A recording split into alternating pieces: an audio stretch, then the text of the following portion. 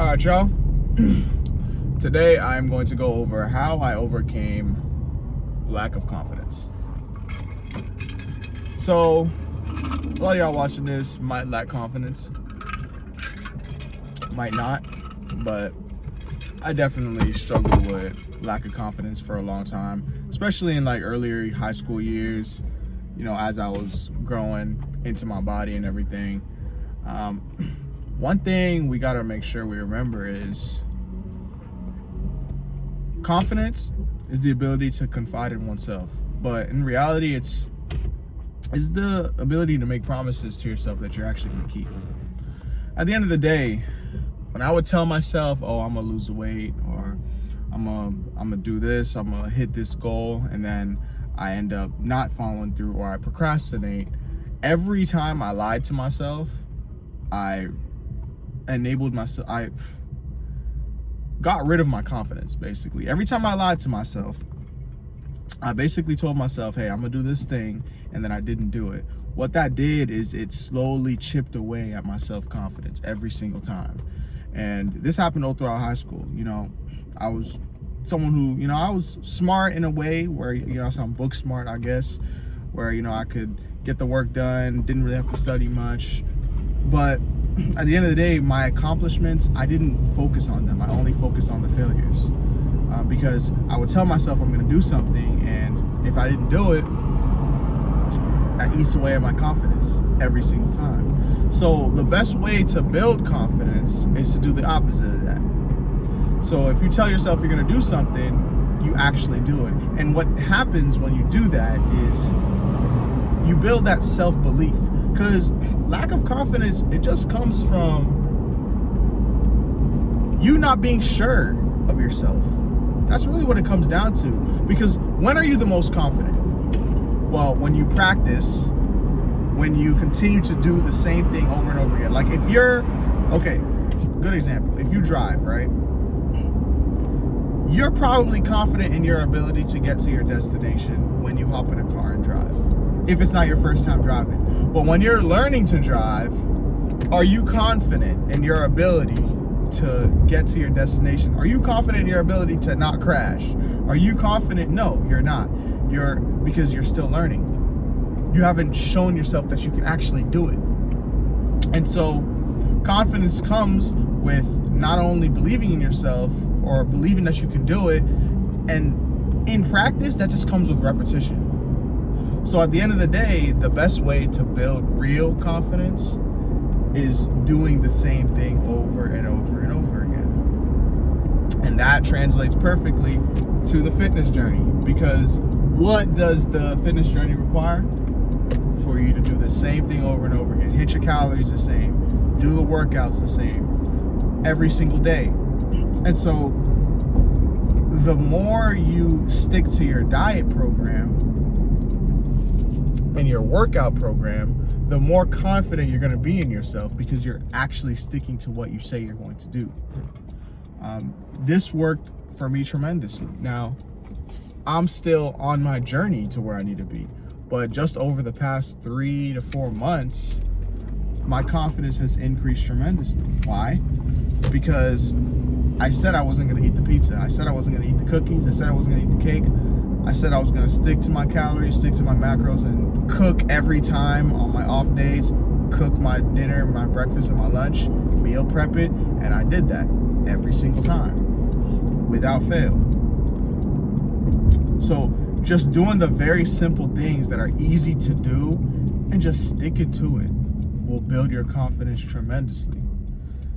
That's at least what I've experienced, because I was never someone who was super confident in myself all the time. I know people say, oh, just be more confident. When they're talking about, oh, when talking to women, just be more confident. You know, when getting that job interview, just be more confident. Well, you can't just be confident. It's not something you can just be. You have to prove to yourself why you should be confident. Because confidence is a subconscious thing, y'all. I hate the advice of just be confident, because if anyone could just be confident, they would do it. That's the point. It's like telling someone to just, it's literally like telling someone to just be lean, or just become smart. Like you, or just like you can't, so it's not something you can just do. You have the actionable steps to become a more confident person are to make simple promises to yourself and keep those promises and just do it in small increments. If that means you tell yourself, okay, I'm gonna go to sleep at 10:30 every day this week. Just go to sleep at 10:30 every day this week. It doesn't have to be a crazy goal. If that means you tell yourself, okay, well, I'm gonna make sure that I meditate for 5 minutes in the morning when I wake up for 5 days this week. Just do that. Make very, very small goals that are so easy to hit that if you consistently hit those goals, you'll slowly start to build that confidence because you'll feel like you're accomplishing something every single day. You're making progress. The biggest cause, and I'm gonna segue a little bit into something that's more touchy, the biggest cause of depression right now, in my opinion, is lack of progress. And I'm gonna talk about this more in another video, but in reality, you're probably not depressed. You're probably just fat. You're probably just stuck. You feel like you're stuck in the position you're at. You feel like you lack the control, can't control your outcomes. And that will make anyone depressed. If I felt like I couldn't control my outcomes and life was just happening to me and there was nothing I could do about it, damn sure I'll be depressed, 100%. But at the end of the day, it's a mentality shift. So instead of telling yourself you're depressed or you have depression, how about you create small tasks for yourself, super small goals that you know you can hit, and you do that 5, 6, 7 days out of the week. Try that.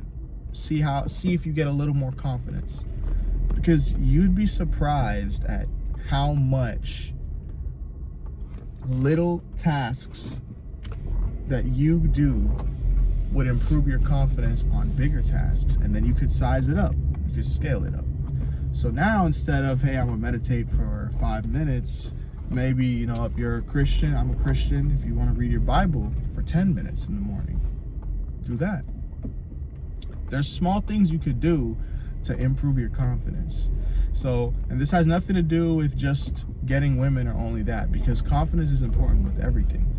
So yeah, if getting girls is your thing, that could also improve your confidence by, yeah, you don't have to start off by cold approaching random women. I know a lot of people will say to do that. I mean, you could do that. That'll probably speed it up, but you don't necessarily have to start there. You could just start with little simple things. Just say hi to people, man or woman, in public. You know, spark up small conversations. Just little things like that. Or better yet, create a plan for yourself that 3 times this week, you're going to say hi and spark up a conversation with a random person. And when you hit that goal, you're going to be more confident.